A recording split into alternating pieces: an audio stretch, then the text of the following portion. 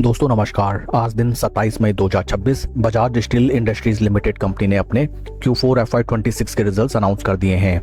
Total income निकल के आई है 118.54 करोड़, जो कि पास्ट क्वार्टर में थी 121.59 crore and in last year for the same quarter it was 157.13 crore. Total income figures में हमें क्वार्टर ऑन क्वार्टर बेसिस 2.50% का डेंट, जबकि वाई ऑन वाई बेसिस में 24.5% की सीवियर डी ग्रोथ नजर आई है।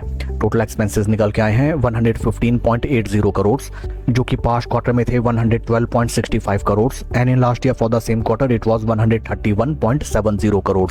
टोटल एक्सपेंसेस फिगर्स में हमें क्वार्टर ऑन क्वार्टर बेसिस 2.80% का इंक्रीमेंट, जबकि वाई ऑन वाई बेसिस में 12.07% का डिक्लाइन नजर आया है। पैट निकल के आया है कंपनी का 1.06 करोड़, जो कि पास्ट क्वार्टर में था 6.71 crore and in last year for the same quarter it was 19.77 crore. PAT figures में हमें क्वार्टर ऑन क्वार्टर बेसिस 84.06% का तगड़ा डेंट, जबकि वाई ऑन वाई बेसिस में 94.6% की गिरावट नजर आई है। ईपीएस निकल के आया है 80 पैसा फॉर द क्वार्टर, जो कि पास्ट क्वार्टर में था 3 रुपये 23 पैसे and in last year for the same quarter it was 9 रुपये 23 पैसे। ओवरऑल अगर हम कंपनी के Q4 रिजल्ट्स को देखें, top line sales and revenue figures में वाई ऑन वाई बेसिस हमें काफ़ी ज़्यादा डिग्रोथ नजर आई है and that is not much appreciable.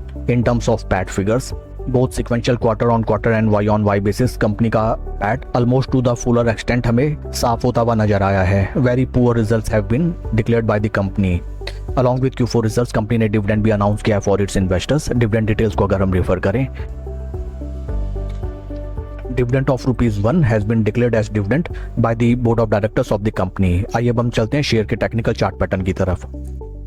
This is daily time frame, जहां पे हमें नजर आता है दैट आज after the announcement of Q4 results stock में हमें लगभग 4.70% का तगड़ा डेंट नजर आया है टिल द टाइम 1:40 PM। हाल फिलहाल अगर हम देखें, स्टॉक में केवल और केवल हमें एक तरफा गिरावट नजर आई। थोड़ा बहुत कंसोलिडेशन फेज था, उसके ब्रेकआउट के बाद वंस अगेन स्टॉक में हमें तगड़ा झटका आता हुआ दिखाई दिया। For making a fresh position in this stock right now आपको एक क्लियर ट्रेंड के इमर्ज होने का वेट करना चाहिए, which will emerge when stock slow study and confidently अपने 20 डे मूविंग एवरेजेस के ऊपर एटलीस्ट चलने लगे।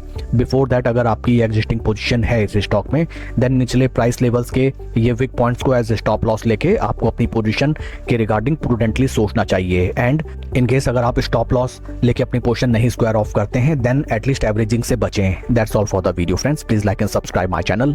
Thank you.